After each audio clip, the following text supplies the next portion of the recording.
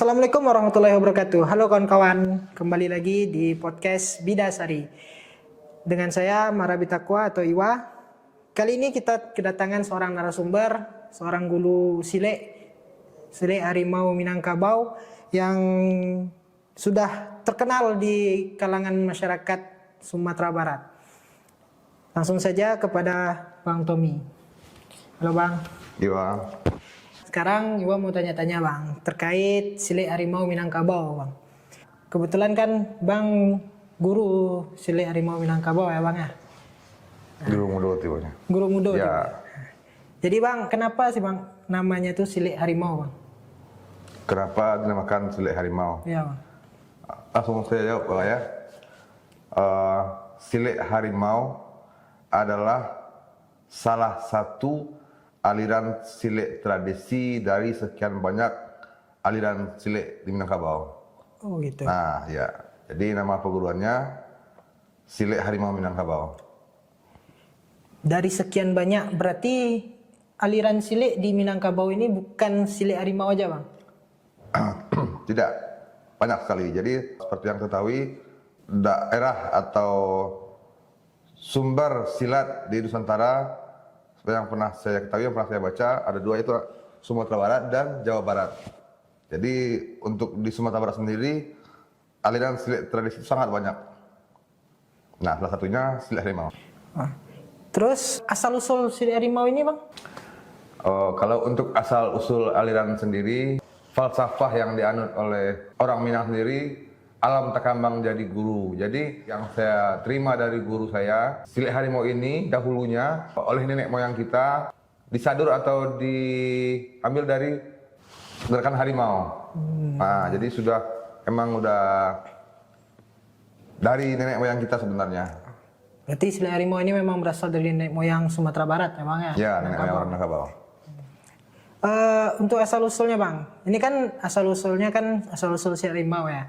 Tadi kan Bang bilang ada beberapa silik yang ada di Minangkabau, bukan Sile Harimau aja. Nah, itu asal-usulnya sama apa beda Bang dengan Sile Harimau nih? Ada yang sama, ada yang berbeda juga. Ya, mungkin ada yang tetap mengambil contoh dari alam, ada juga dengan perjalanan gurunya. Itu banyak cara untuk silik itu ada. Oh gitu Bang. Ya. Gini Bang, sekarang Iwa mau nanya Bang. Tadi kan Bang nyebut ada beberapa silik di Minangkabau. Nah, itu apa yang membedakan antara silik harimau dengan silik yang lainnya, Bang? Yang membedakan silik harimau dengan silik-silik yang lain yang ada di Minangkabau.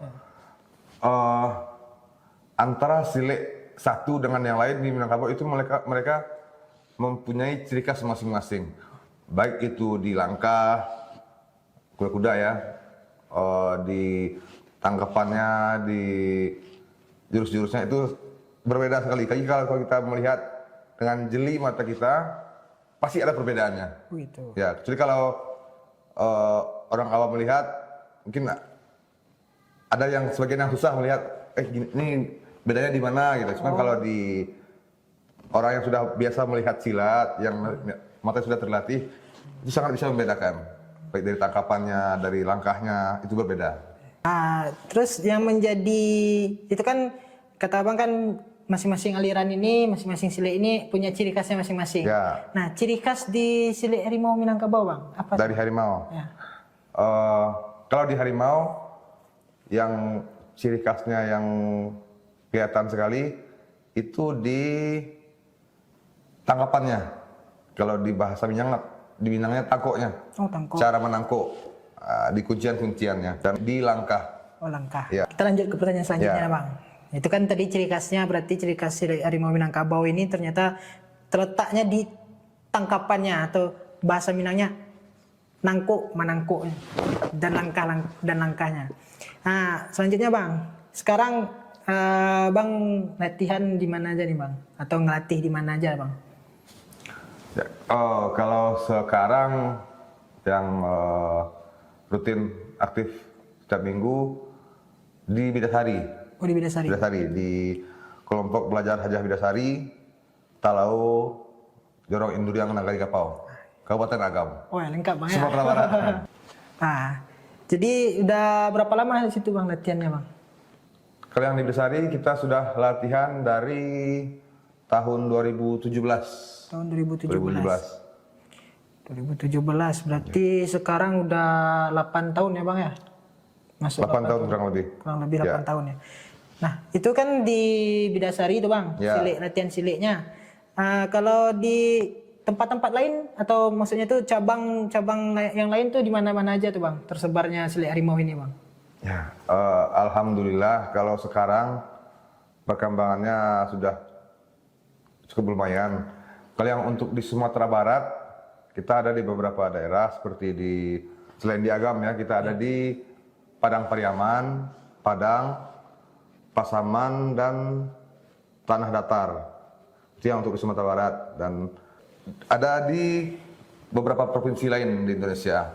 Oh berarti bukan di Sumatera Barat aja Bang, di luar dari Sumatera Barat ada? Alhamdulillah sudah berkembang. Iya.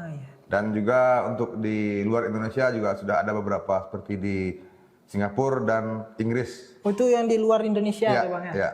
Tapi dia maksudnya ke silik harimau Minangkabau juga. Ya, ya. Nah, gimana nih Bang? Kalau misalkan ada nih dari kawan-kawan nih Bang yang mau masuk silik harimau Minangkabau. Nah, itu ada syaratnya atau ada persyaratan yang harus dilengkapi oleh murid baru ataupun daftar yang baru gimana? Ada apa enggak Bang? Seperti lazimnya orang dahulu belajar silik. Nah, di silik harimau kita masih pakai cara lama, adat lama. Yang namanya maisiadai atau mentiangadai atau mantasarai.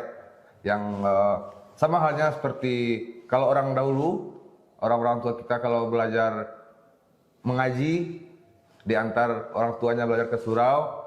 Nah, orang tua juga membawa syarat minyak tanah, lidi segala macam. Nah, di silik juga sama. Kalau di silik harimau ada namanya mantasarai tadi, ada beberapa syarat. Salah satunya beras, pisau, limau kuku harimau dan beberapa syarat lain. Nah, cuman perbedaannya sekarang dengan yang dahulu. Kalau dahulu pertama kali murid diantar ke guru oleh orang tua atau oleh mamanya, langsung diantar sarai, langsung dibawakan sarai. Nah, cuman sekarang muridnya suruh latihan dulu. Nah, nanti kalau sudah kelihatan sudah mulai serius, baru sarankan untuk mantasarai. Nah, kenapa begitu? Takutnya mereka sudah mantasarai di awal, terus latihan. Kan kalau anak-anak muda sekarang, kalau nanti latihan sekali dua kali badannya sakit-sakit, mereka nggak datang lagi. Jadi sayang kalau mereka mantasarai di awal, udah ngeluarin duit untuk beli syarat. Nah, mereka besoknya nggak datang lagi kan kasihan kan. Nah, jadi kita sekarang suruh latihan dulu. Kalau udah benar-benar serius, baru kita sarankan untuk mentiangadai. Nah, satu lagi tentang masalah ini, masalah mantasarai. Ini sama sekali tidak ada hubungannya dengan yang mistik-mistik, yang klinik-klinik. Jadi ini murni filosofi-filosofi yang terkandung di dalam benda-benda tadi yang diantarkan. Oh, berarti di luar dari hal-hal yang mistis-mistis. Di luar hal-hal yang mistis-mistis. Dan memang itu ada nilai-nilai filosofis yang terkandung dalam. Ya. Nah, berbicara tentang nilai filosofisnya Bang. Tadi kan ada beras, Ya. ada pisau. Ya. Nah, itu tuh masing-masing dari syaratnya itu ada nilai-nilai filosofisnya itu apa? Filosofis yang di dalamnya itu Bang? Contoh mulai dari kain putih ya. Ya. Kain putih atau kain kafan, kain putih sakabuang kalau kita menyebutnya. Itu ketika murid belajar silat ke guru, mereka membawa syarat salah satunya adalah kain putih. Jadi itu melambangkan murid datang dengan hati yang bersih. Gitu. Minta dibimbing oleh guru. Jadi dan kalau nauzubillah min dzaliknya, kalau nanti suatu saat misalnya kalau dia meninggal dalam waktu latihan, misalnya itu yang akan dia bawa ke alam kubur. Oh, itu penyelamatnya Ya. ya, Bang ya. Terus yang selanjutnya Bang? Ada lagi pisau. Ya. Nah, pisau ini si murid, si calon murid menyerahkan ke guru, minta tolong diasah setajam-tajamnya. Jadi ibarat dia punya diri, tolong dilatih saya ilmu silatnya biar tajam seperti pisau ini gitu. Nah, jadi nanti setelah tajam dimasukkan lagi ke dalam sarungnya. Tidak asal dipakai sembarangan. Kalau benar-benar butuh baru keluar dari sarungnya. Itu yang melambangkan ilmu silat yang nanti akan diajarkan oleh sang guru. Nah, untuk beras sendiri Bang, beras itu apa nilai filosofis yang dalamnya Bang? Beras, kalau beras nanti setelah prosesi menat yang ada itu, beras akan dimasak dan akan dimakan bersama anak kasihan yang lain, bersama murid-murid yang lain, itu yang akan melambangkan kekeluargaan dalam silat harimau Minangkabau. Berarti syarat-syarat yang akan dibawa oleh calon murid ini itu gunanya untuk mereka juga gitu Bang Ya. dan menggambarkan mereka ke depannya gitu. Nah, itu kan syaratnya udah Bang jelaskan tuh. Nah, sekarang murid yang Bang ajar di Bidasari itu ada berapa jumlahnya Bang? Kalau yang terdaftar sudah banyak ya, kalau kita latihannya dari 2017 ya. Cuman ya kan kadang kalau anak-anak ini dia tamat sekolah, udah pergi lagi, tamat SMA, kuliah, perantau lagi kan. Nah, jadi sekarang cuma paling sekitar yang aktif sekitar 30-an atau 40 lah. Cukup banyak juga ya Bang ya.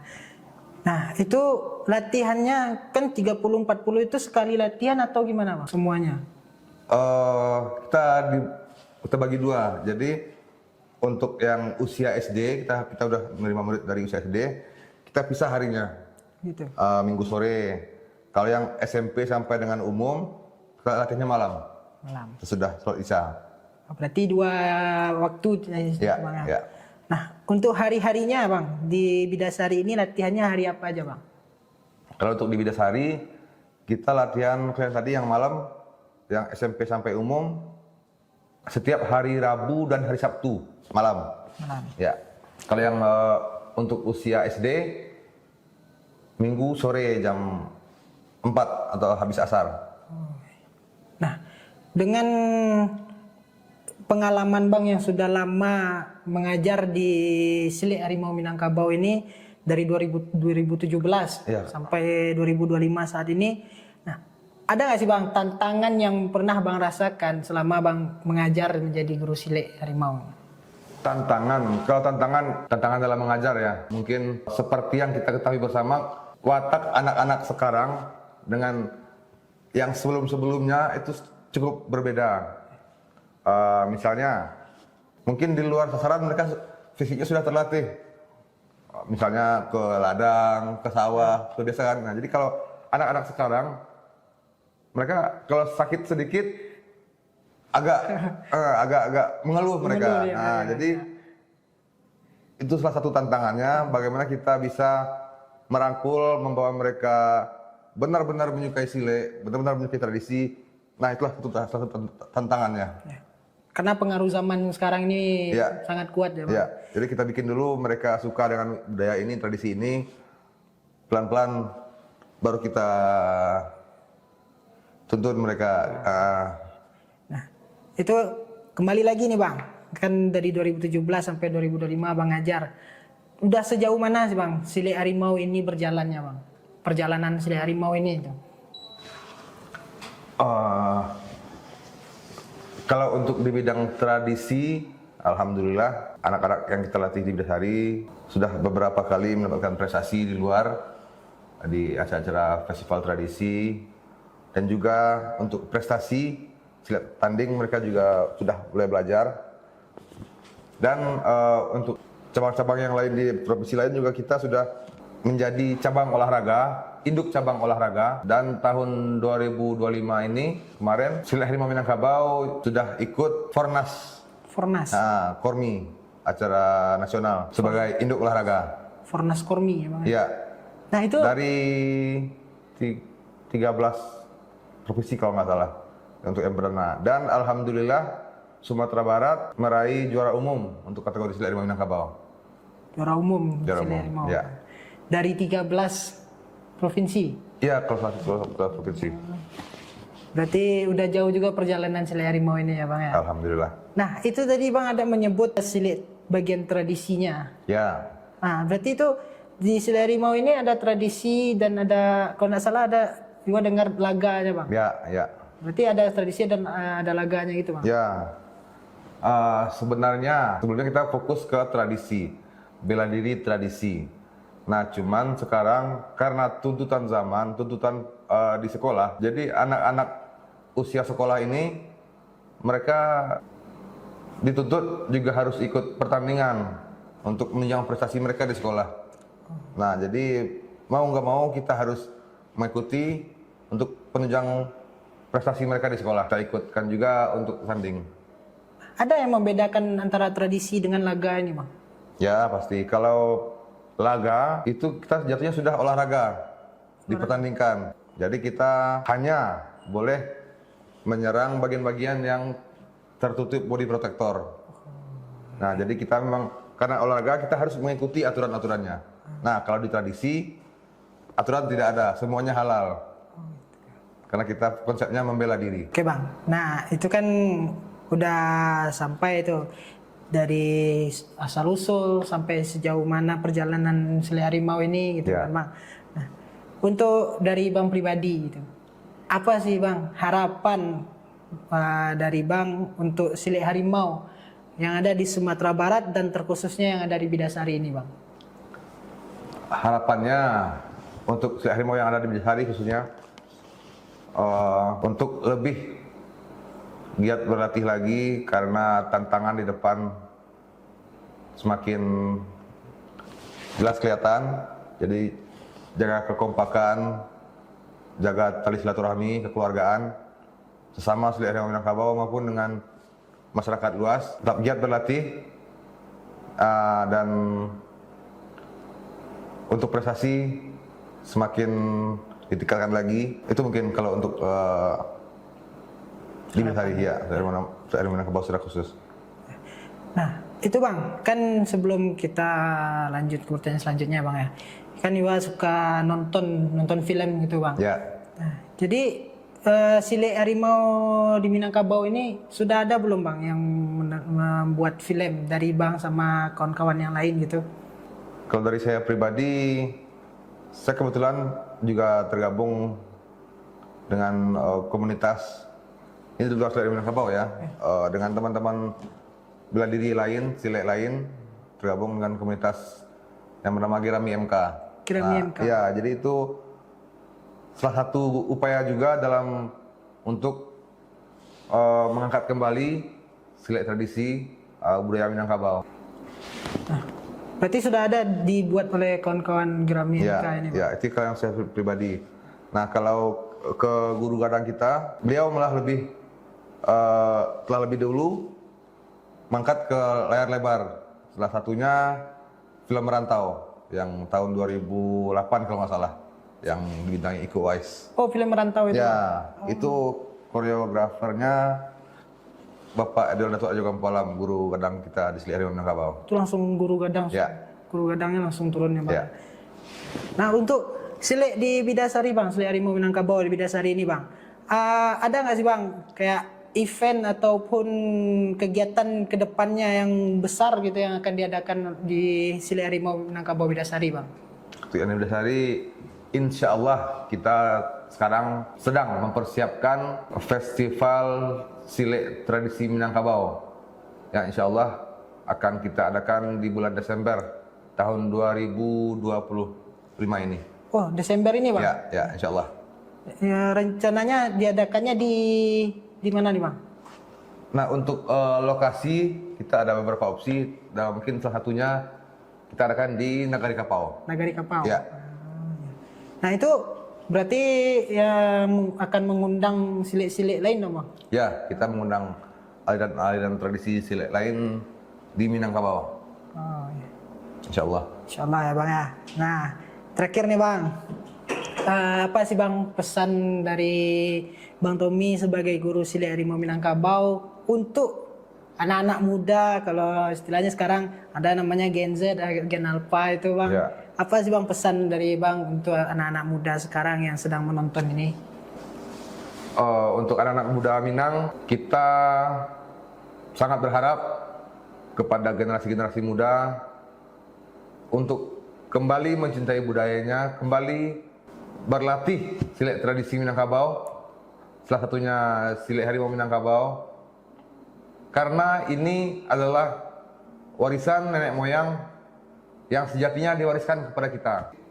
Tidak masalah mereka belajar dari impor, tapi ingat kita juga punya warisan dari nenek moyang kita, dan itu harus dilestarikan. Jangan sampai kita suatu saat nanti belajar budaya kita kepada orang luar negeri, belajar ke mereka, jangan sampai. Jadi kita harus memintih sebelum manyui, mainge sebelum kanai, melantai sebelum lului. Nah, itu kawan-kawan, itu adalah pesan dari Bang Tommy sebagai guru Sile Harimau Minangkabau, dan juga untuk kawan-kawan yang berada di daerah Kapau dan sekitarnya, bagi yang ingin masuk ke dalam dan mendaftar di Sile Harimau Minangkabau Bidasari, silahkan langsung datang di kelompok belajar Bidasari. Begitu Bang? Ya. Masih buka open recruitment ya Bang ya? Ya, masih. Nah, mungkin itu saja kawan-kawan, bersama kami pamit undur diri. Kita akan berjumpa lagi di episode selanjutnya dengan tema-tema yang lebih menarik. Assalamualaikum warahmatullahi wabarakatuh.